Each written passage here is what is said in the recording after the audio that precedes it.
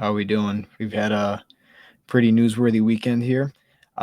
Markets are looking pretty green, but things seem pretty bad. Maybe that's probably because they are not in a good place. We'll get into all that today on Money Never Sleeps.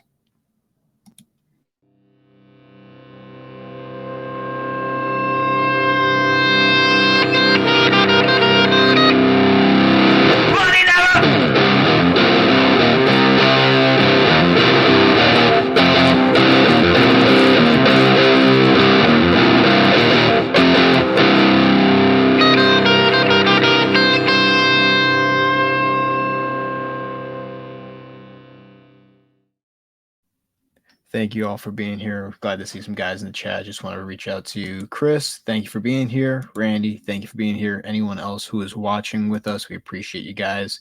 That's why we do it. We love having you guys here, especially live. And then for anyone who's not watching right now, hopefully you're catching the playback. Thank you for watching. But House, it's a new week. We're another week deeper into October. The markets are green for today, but we did get a lot of news over the weekend that we kind of have to address because whether we like it or not, it's going to impact the markets, right? And I'm not going to get too political into it, but I do want to bring up the fact that we are seeing something that we kind of were anticipating. I just didn't expect it to be from this part of the world, and that was escalation, right? And part of the reason is we kind of anticipate that whenever there's going to be periods of economic downturn and global macro just kind of, it's not going to be a good time period for people, in their finances in the world. And we know that there's a lot of issues globally. I anticipated this to become more of something that we were going to see out of Ukraine and Russia, just because that's been kind of the narrative for the past year or two. But this kind of blew up. And the thing is, we also have to remember that even though it's out of sight and out of mind, it doesn't mean that something like this can't erupt again. So, yeah, it's we just got to address it because obviously this has impacted the price of oil and a lot of other commodities, and the markets are definitely reacting in a way that's might be a little bit misleading. So I just wanted to open the floor with that, and if you had anything to say on it, and then I'll say my piece, and then we could kind of go into how this is going to affect price.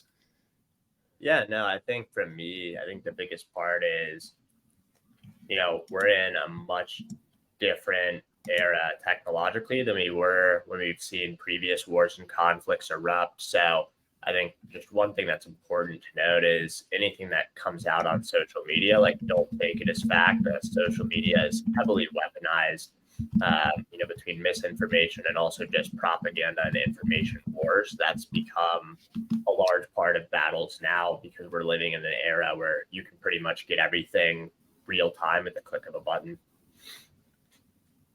Yeah, and here's the thing. Come Friday, none of us were anticipating this to happen, right? We were all just kind of watching the markets. It was a green day on Friday, but we knew that we had a lot of bad data that came out last week. Next thing you know, all you see on Twitter, all you see on the news is, the conflict that's going on, right? And it's pretty, a lot of people like to say that fear is a good way to weaponize people, but I think also, anger is a great one too. And I think a lot of people got really upset and angry with a lot what they saw, rightfully so. But I don't think everyone is an expert in everything that they're seeing as well. And I think a lot of people are picking sides, and that might be something that is really good at distracting people from the main issue, which I think in the world right now is, I think it all stems from economics, and I think that there is just not a good place for a lot of nations right now. And this is kind of this, I'm not saying it's deflecting because obviously there's a lot of issues regarding it, but it is kind of this deflection of, okay, let's not worry about the issues that we were worried about last week. Now there's something new that we can all talk about, be divided about, and, discuss. Again, I think the only reason I bring this up is because a lot of people are picking one side or the other, but at the end of the day, this is kind of a thing that reoccurs throughout history, especially in modern history, more so with the United States. I mean, if just to be honest here, the United States is kind of funding both sides. That's not me just making a point. It is something that is happening. So this could happen at any point to the level of, okay, this lasts as long as it needs to. I mean, back in 2009, we saw something very similar to this while the markets were collapsing 100%. So we just have to keep that in mind. Obviously, being an outsider looking in, it's not easy for me to be pro-war or anything like that when I'm sitting from home. This is not my life or anything like that. So just kind of lead with that. But yeah, absolutely, definitely impacted the price of oil. oil, we saw last week, and this is another reason why I had to bring that up beforehand. Oil was getting its ass kicked last week, right? Hmm. I don't think anyone was denying that fact. It was just being sold off like crazy. And then out of nowhere, this happens. And maybe that's just me being a little bit skeptical, but I don't believe in coincidences. And when we see oil, how much it shot down back last week, you can see right here, what is this, Wednesday? It was down 5.57%. It's down 2.24% on Thursday. Friday, we had a little bit of a green day there, right? And then today, we can see that we opened up and we're above the 50 moving average, like a good amount. And we can see that we're completely oversold on the daily. So I don't know if this is people who are just loading up on oil at this point. We're, starting to buy the bottom. That's where we're starting to see some of that green. Maybe some people were going long on options, buying some calls for the next, maybe even the short term. But I think that, this was definitely something that is going to impact the price moving forward too. I mean, the markets itself today are green, which is a bit of I think unexpected for a lot of people. But for oil here, I think we're just seeing a lot of people who maybe we're shorting it that are getting squeezed out here, but not to mention that there's a lot of these big banks that were calling for oil to go above 100. JP Morgan, their trading desk was saying that it was going to go to 150. I don't disagree with that sentiment at all. I think that oil is going to go up a lot higher. The thing we have to watch out for now is whether Russia or Saudi Arabia or one of these countries, cuts supply to meet demand. And if that's the case, and we start seeing a lot of oil shoot up here, because of the issues going on in the Middle East, then you could see easily oil above $100 a barrel fairly soon. I think it was back in 1973, oil was trading at somewhere around $5 a barrel. Within 3 years or something like that, it was trading at $50 a barrel. So you just got to be careful right now. I think that it's very interesting to see that correlation now. But if it gets to a point where we're seeing this rise again, well, then we're in an inflationary period, no different than we were back in 2022. Hmm. No, yeah, and I think there are a few different things to unpack there. With what's going on between Israel and Palestine, as well as other potential players in the region that may or may not already be involved or also get dragged into it just because of where they're located. So first, and the least correlated to the actual war itself, but there was earthquake in Afghanistan. And that had some pretty tremendous damage, some deaths, a lot of infrastructure destroyed. And then there's also speculation of the Iranians and the Iranian Revolutionary Guard, helping green light and plan the war. That came out of the Wall Street Journal. Iran, obviously a huge production or producer of oil. And we also have to note the U.S. made that agreement a few weeks ago to give them back $6 billion. I don't think any of the money's officially gone back yet, but that's another thing to keep in mind. And then also, Israel and Saudi Arabia recently had a breakthrough in diplomatic relations, helping being brokered by the U.S. So I think it's going to be something really interesting to keep an eye on as the war, or if the war wages on, I should say, because then that's when you have other countries like Jordan, like Syria, who's also in the midst of turmoil, Iran, Lebanon, Saudi Arabia. They're all going to at some point be asked, "What's your thought? What's your stance? Are you going to take action?" And we'll definitely need to be keeping an eye out for that. Yeah, I also think it's really interesting of just in general what we've seen this year. Obviously, there's issues in Europe, right, with Russia and Ukraine. We've also seen a lot of conflict in Africa as well, right? Mm-hmm. So a lot of conflict between France and a lot of these African nations. Um, I mean, and not too far from there, we're right here in the Middle East, where we're seeing from Egypt all the way to Lebanon. It's good. It's a good stretch of the world that's currently in conflict, and to think that the prices are itself aren't going to be impacted by a lot of what's going on, I think is a bit of wishful thinking. Um, this doesn't seem like a bull market in any stretch of the imagination, right? Uh, Again, why are a lot of these countries warring together? Going to war. Obviously, a lot of it's ideological, but also a lot of this does have to come. It comes down to economics, right? Uh, it just is what it is. It always, for some reason, it always comes back to it. Not for some reason, we know why it comes back to it, but that's why I think that oil is a fair case to say that this thing goes to 100, at least $100 a barrel. I think it's very possible that JP Morgan is not wrong in saying that it goes to 150 if that's the case. Again, when we saw the great recession back in 2008, 2009, I think the height of oil was around $147 a barrel. So not out of the realm of possibility. Just want to bring with that. And also to bring up, a trade that we were talking about for a period of time, natural gas, right?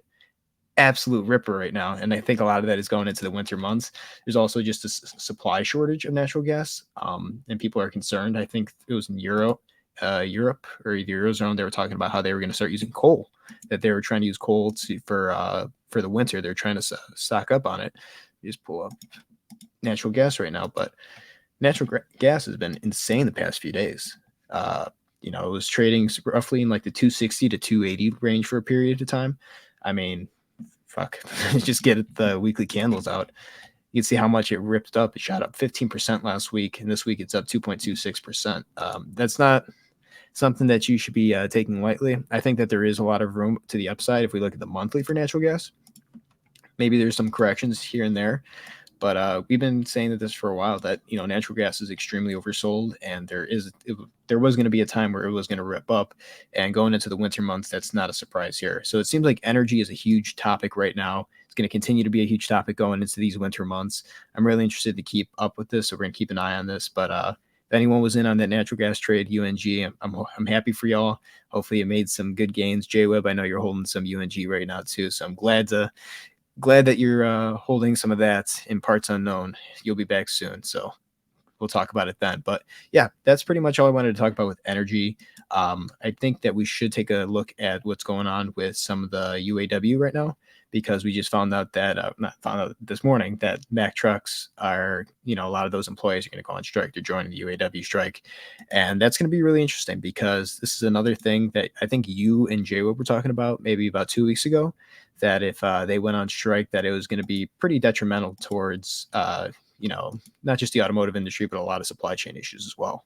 But yeah, so it was almost surprising when I heard this morning, because I believe we did touch on it briefly last week, and it seemed then that the Mack Truck leadership and the UAW leadership had come to some sort of agreement they thought would work. It hadn't been ratified.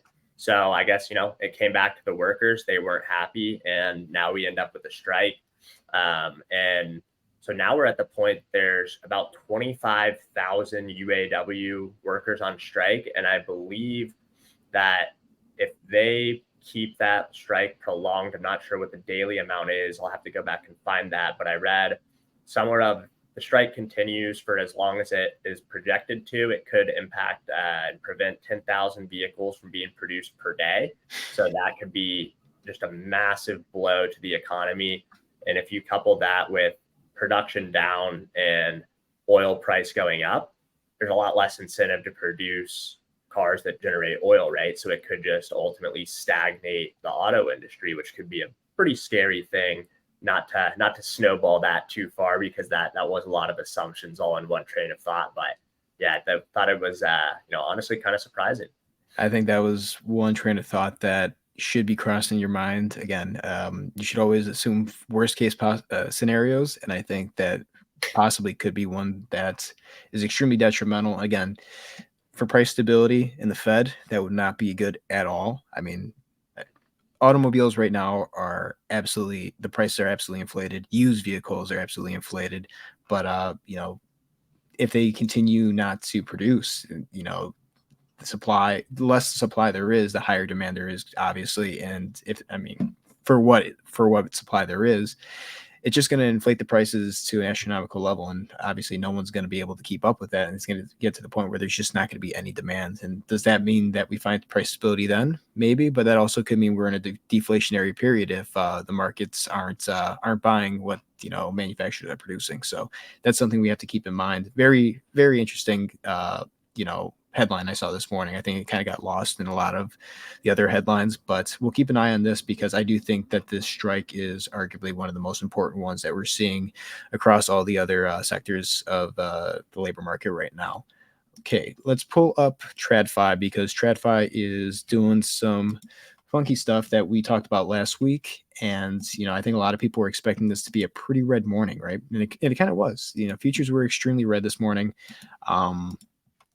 I'm not saying that that it can't go red again, but it bounced and it reversed fairly significantly, and we're starting to see some of it pull back a little bit here. Maybe people are taking profit, but we were concerned last week that the markets were going to be irrational, and I think more so after what's happened over the weekend. It's going to be more rational going forward this week because we do have a lot of stuff coming out. We have, I believe, CPI data on what is that?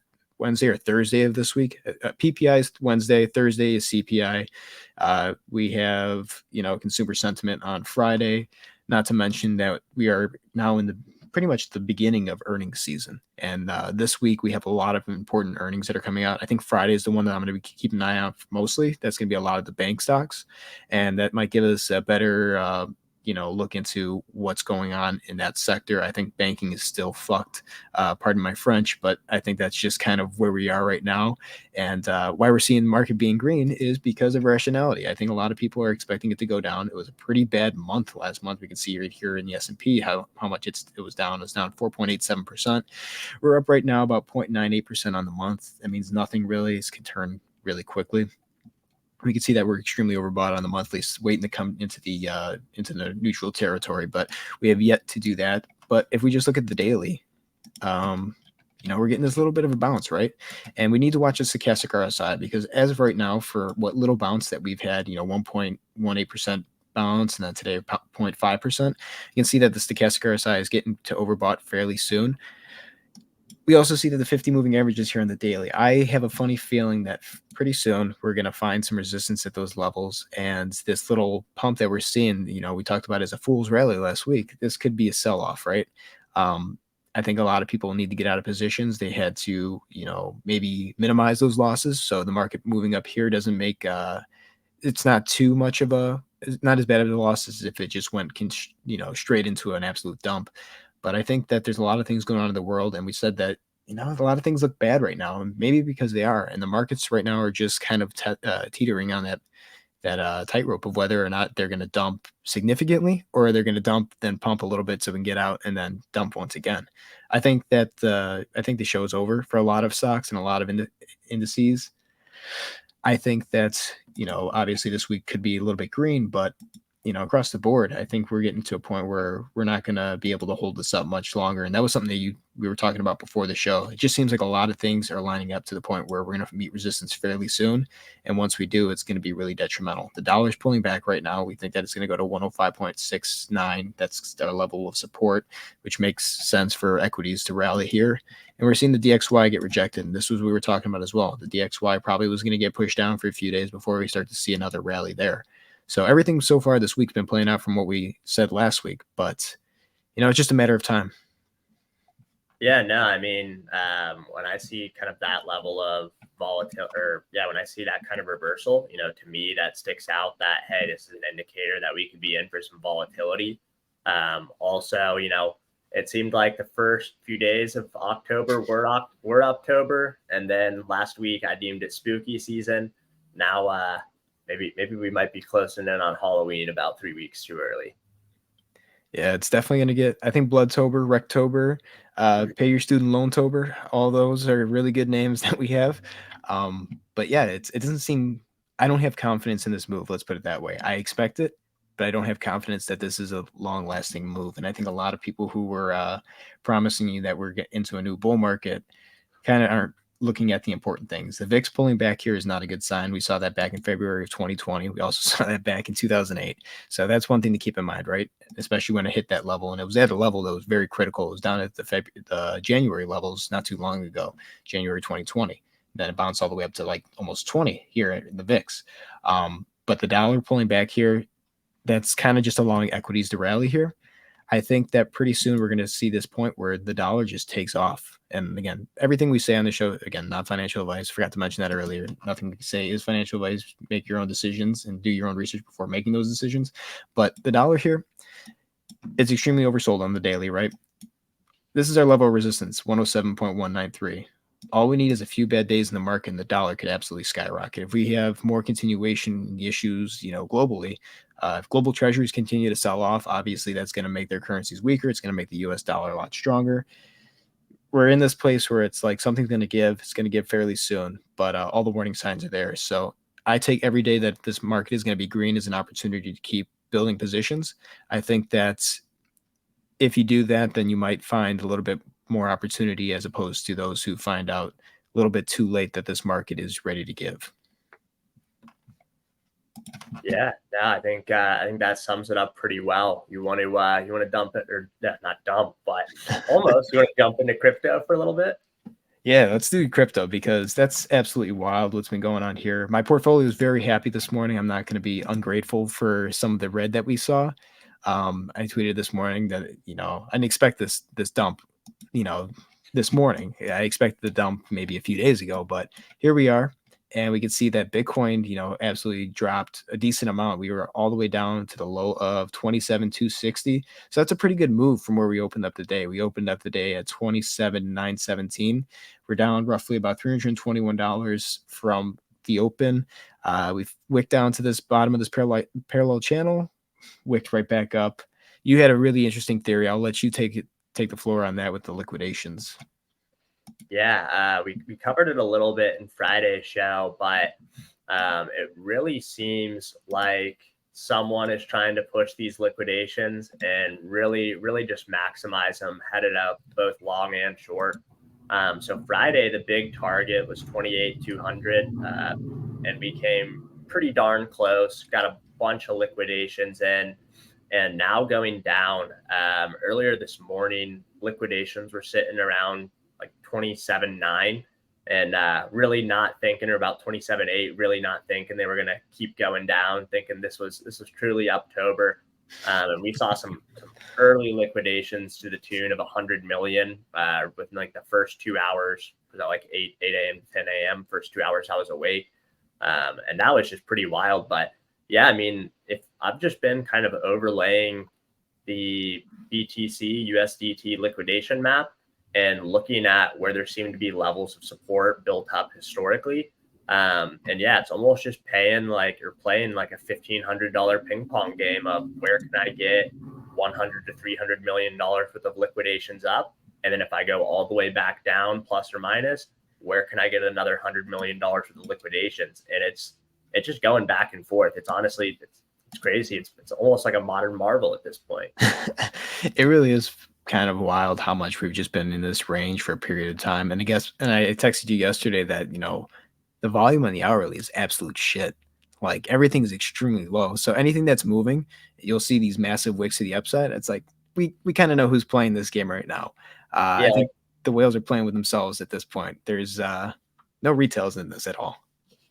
I mean, yeah, like last night at 10 p.m., we had a drop in Bitcoin from 28,000, above 28,000, down to 27,938, just reversing 3 hours worth of action. And that was on like 100 Bitcoin worth of volume. Like it was pretty funny, just like really 100 Bitcoin, and it's just instant deletion of progress.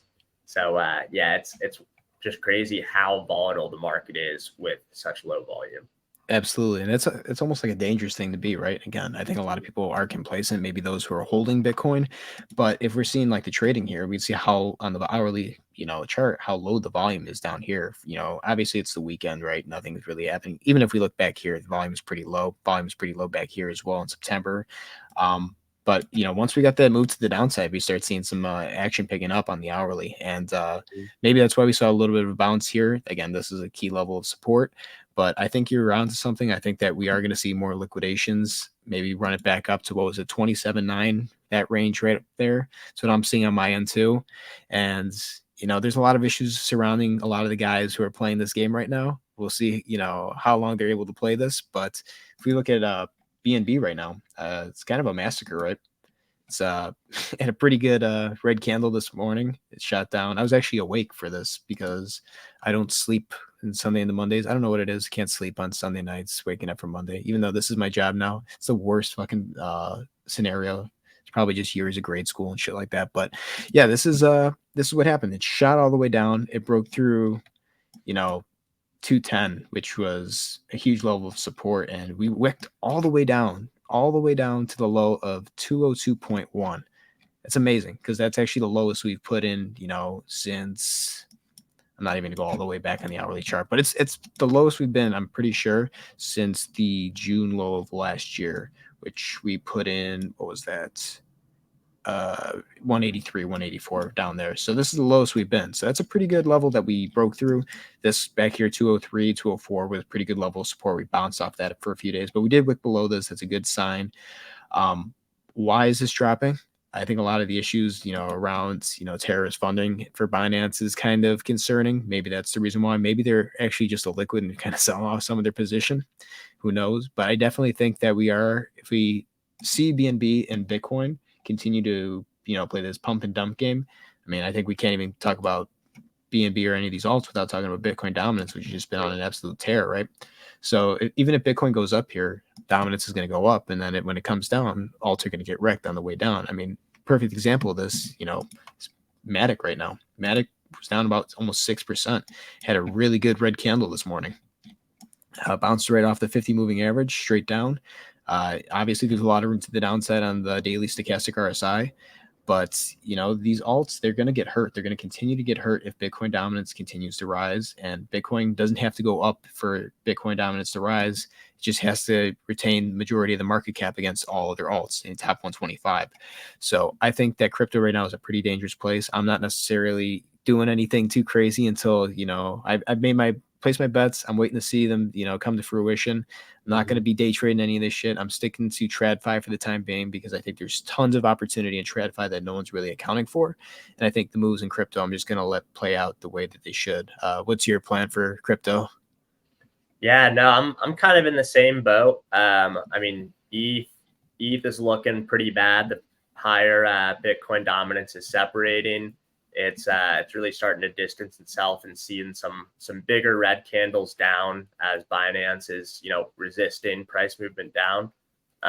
But right now it's looking a little bit oversold in the daily or nearing oversold. So I don't have any worries of imminent collapse, but maybe by next week we'll be seeing something completely different.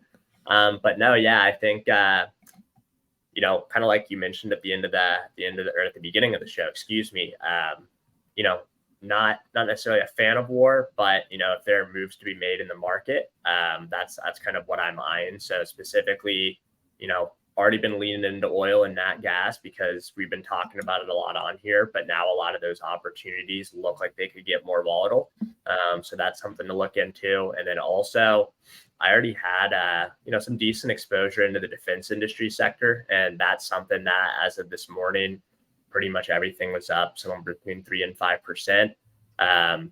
But no, I think it really just comes back to ultimately the military industrial complex has shown pretty much to be the only thing pretty resilient during wars. And then post-war, that's what drives up economic rebuilding.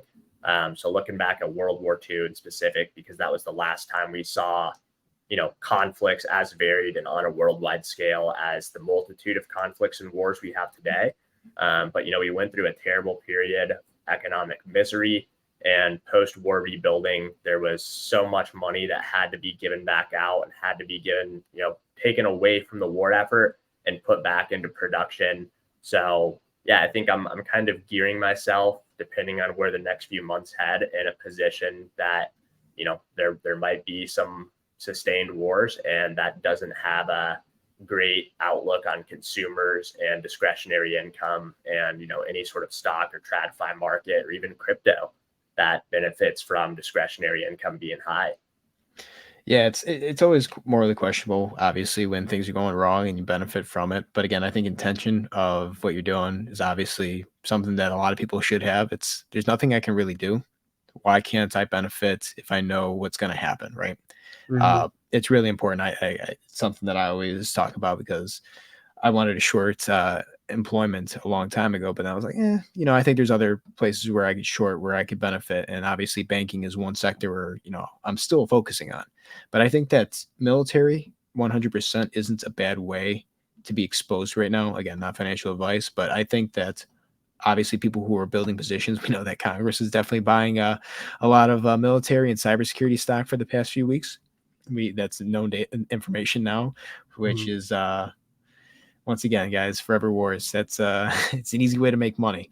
But yeah, I think that it's a really good place to be right now. I don't think that this is going to be stopping anytime soon, unfortunately. Whether it's here or if it's somewhere else, I think that we are going to be in conflict for some period of time. for me personally, I'm keeping an eye on these bank stocks, man. The banks are what scare me the most, and I think that I have the most.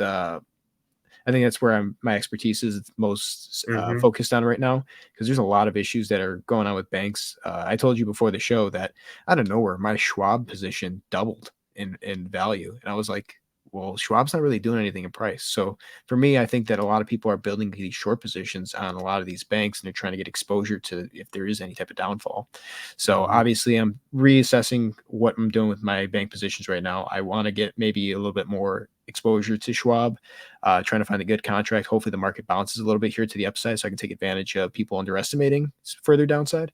PNC, Truist. I think I'm okay with Truist, but I think PNC, Schwab, and maybe some more exposure to the VIX are going to be really important. Again, VIX is pulling back, which is great news. If you haven't gotten a chance to get any exposure, for me personally, that's my plan to get more exposure as it pulls back. But yeah, I think that's the game plan for right now. Staying away from crypto, and then kind of just waiting for things to play out because we had a lot of data this week that could absolutely be volatile. I mean, CPI and PPI could come back terrible, and the markets could still rally. Right, we're in an irrational period of this market volatility right now, so we have to be aware of that and not get too carried away if the market sways in one way or the other over the short term. Yeah, no, absolutely. I think that's a good way to put it. And this time I will attribute the quote to its proper recipient, Warren Buffett. Um, I'm not even going to use that quote. I'm going to use another Buffett. Great, but be fearful when others are greedy, and greedy when others are fearful. And that's kind of what drives some of my thought behind MCI, oil, and stuff like that. Is that is the thing that, like you said, whether it's anger, fear, those are high emotions, people act irrationally during those times. And that's where irrationality leads to volatility, price instability. And whether it's those two industries or just anything that, I've been eyeing, but haven't been able to get a good entry into, I think those are really the two different areas I'm going to be focusing on. But yeah, when there's blood in the market, that's when I like to come in and find better priced entries for stocks I'd buy, regardless. It's how the game is played, man. It's we didn't create it, but if we want to win, we got to play it like they do. So I think that'll wrap it up for today. I don't have too much other information to divulge. I think we got through a lot of good stuff today. We'll be back tomorrow. Not sure what time yet. We'll let you know on Twitter, so make sure you follow us. If you could do us all a favor before you head out, like, subscribe, comment, share it with anyone. We appreciate you guys for always being here. Me and House will be back tomorrow. We're waiting for J-Web to come back. Dude is still on vacation in parts unknown, but I'm sure he'll be very excited to come back and talk. This dude decided to leave at the worst possible time because everything in the world just went to shit the day after he left. So he has a knack for doing that. So if you guys want him to go on vacation more often so that we get more volatility in the market, smash that like button. I sound like an asshole, but I think we'll have to go back to the clip, but no, I think we remember we were asking him, we're like, so what's going to happen if like stock market or yeah, World War III breaks out? And it's like neither of those have fully come to fruition, but kind of. So like, Jay Webb, we need you back in the saddle so we don't have this kind of stuff happen overnight. yeah. For the sake of people around the world, J-Web, we need you back here. But yeah, we'll be back tomorrow. Obviously, it'll be a new day, a lot to watch in the markets. Just keep an eye on everything today with the close. That's pretty much it. We appreciate you guys being here. Once again, this is not financial advice. Nothing we say is financial advice. Please do your own research before making your financial decisions. Has to be said. Take care, everyone. We'll see you tomorrow.